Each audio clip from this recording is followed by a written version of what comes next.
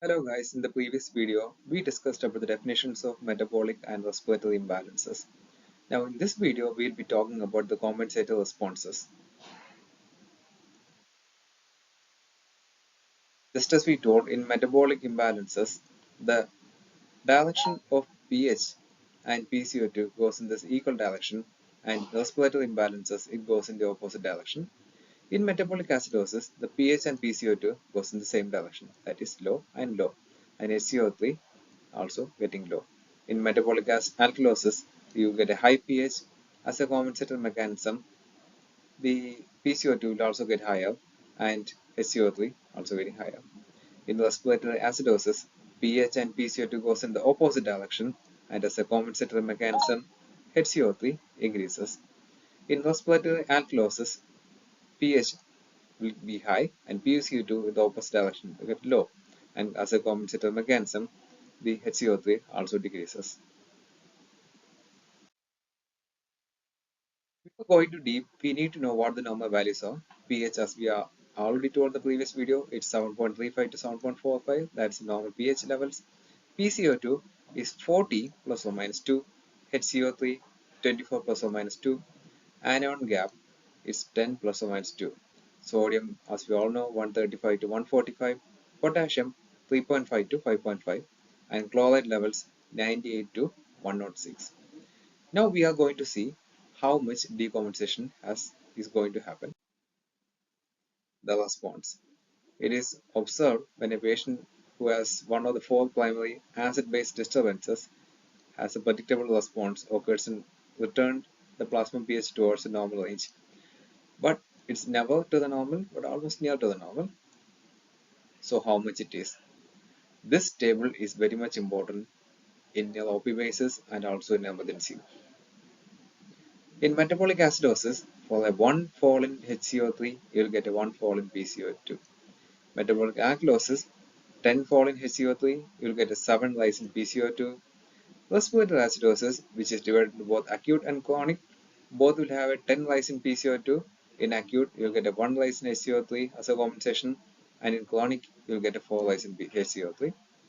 In respiratory alkalosis, which is also divided into acute and chronic, for every 10 fall in PCO2, you get a 2 fall in HCO3 in acute and 5 fall in HCO3 in chronic. So it's better you revise this table and you should remember it by heart. What are the expected degree of compensation?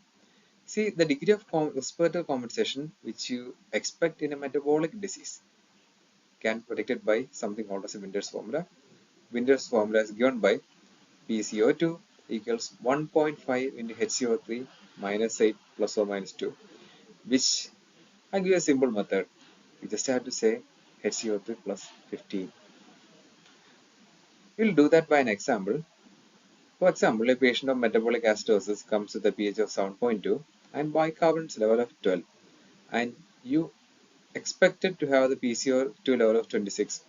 So by the formula, we'll say the PCO2 compensation 12 plus 15, which is 27. It's almost like 26. Yeah, 26. So plus or minus 2 is 24 to 28.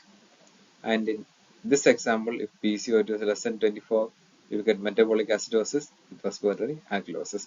PCO2 is more than 28, it's metabolic acidosis with respiratory acidosis.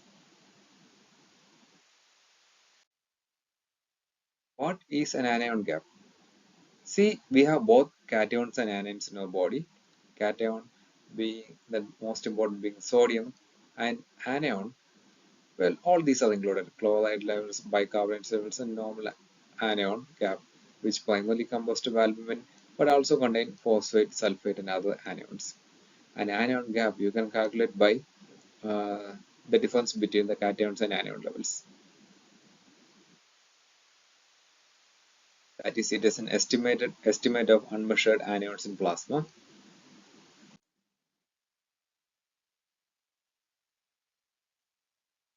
Gap is most important in metabolic acidosis. We need to know it is a normal anion gap metabolic acidosis or a high anion gap metabolic acidosis.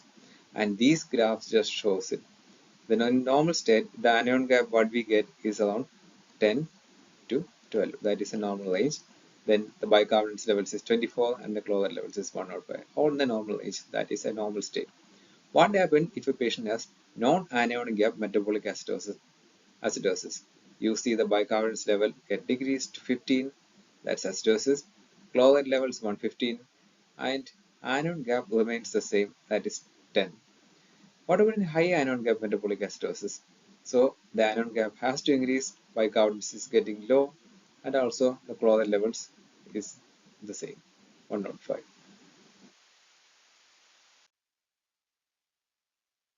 Why we calculate the anion gap is because it's very important for calculating the delta ratio. In simple terms, it shows the correlation between the anion gap and decrease in the bicarbonate. To know about the coexisting mixture acid base abnormalities. Delta ratio is given by the equation anion gap minus 12, that is delta anion gap, by divided by 24 minus HCO3. When the delta ratio is between 1 to 2, you can say it is a pure or isolated high anion gap metabolic acidosis. If the delta gap is more than 2, you say that there is a coexistent metabolic alkalosis. Why? Because in if the delta ratio is more than 2, that means HCO3 levels is higher. So we expect the patient to have a coexisting metabolic alkalosis. What happens if the delta ratio is less than 1? You can say that there is a coexisting NAGMA and the AGMA.